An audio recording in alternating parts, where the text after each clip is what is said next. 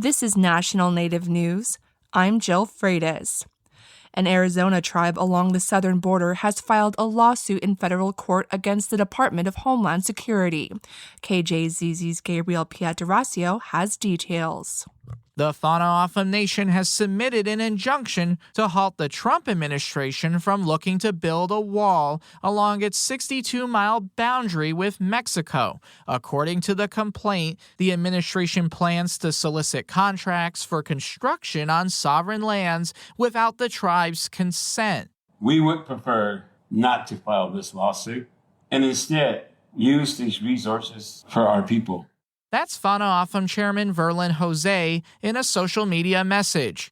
Here's Vice Chairwoman Carla Johnson. The wall is a wasteful political gimmick. It will separate our families, desecrate our sacred sites and waters, and harm our natural environment. In response to the legal filings, the Department of Homeland Security cites Mullen's Cherokee citizenship and commitment to tribal sovereignty, telling KJZZ the agency values its relationship with the Tohono O'odham Nation and remains focused on open communication and minimizing impacts. For National Native News, I'm Gabriel Pietrasio. Last weekend, a Navajo Nation community near Page voted to oppose a controversial copper mine proposal. KNAW's Chris Clements reports. The Copper Mine chapter voted 45-12 to adopt a resolution opposing Essential Minerals' exploration of a possible copper mine. The resolution also rescinded a policy put forward by the chapter back in 2005 that supported exploration of a separate copper mine. The resolution adopted on Sunday says back in 2005, the company looking into mining failed to fulfill its commitments. It adds that no mining company, like Essential Minerals, can use the 2005 policy to justify exploring a copper mine now. Tribal members say they're worried a copper mine would cause health and environmental issues in the community. Representatives of Essential Minerals previously told KNAU they want to build trust about the project, which they say is just being explored right now. For National Native News, I'm Chris Clements in Flagstaff. The day after the season's first drift gillnet fishing opener, salmon remained top of mind for fishers of the Kuskokwim River. At Riverview Park in Bethel, community members gathered and filled plates of dried whitefish and grilled, fresh-caught fillets of king salmon. The second annual return of the salmon event was put on by Mother Kuskokwim Tribal Coalition, a grassroots organization opposing the proposed Donlin gold mine. Supporters of the mine point to the job prospects it would bring to locals in the region.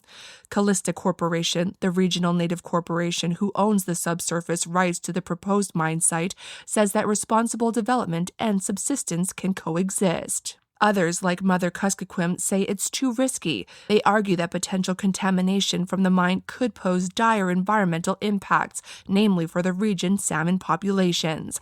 Organizer Gloria Simeon says on the Kuskokwim, salmon is a mechanism for something bigger. Fish camp is not an activity.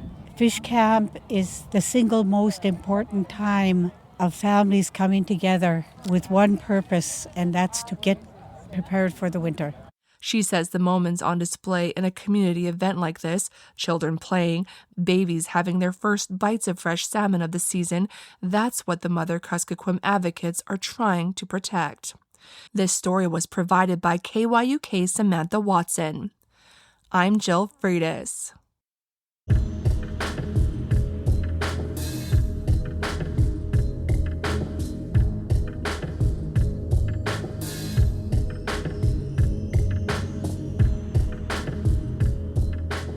National Native News is produced by Kawanak Broadcast Corporation with funding by the Corporation for Public Broadcasting. Tribal Development Partners, helping tribes build toward their goals through 105L leasing and essential facility development, empowering sovereignty, strengthening community. More at tribaldevpartners.com, proud supporters of this show.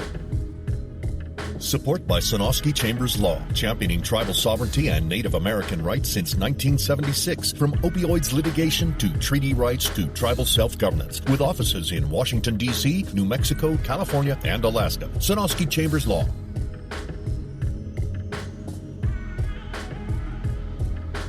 Native Voice One, the Native American Radio Network.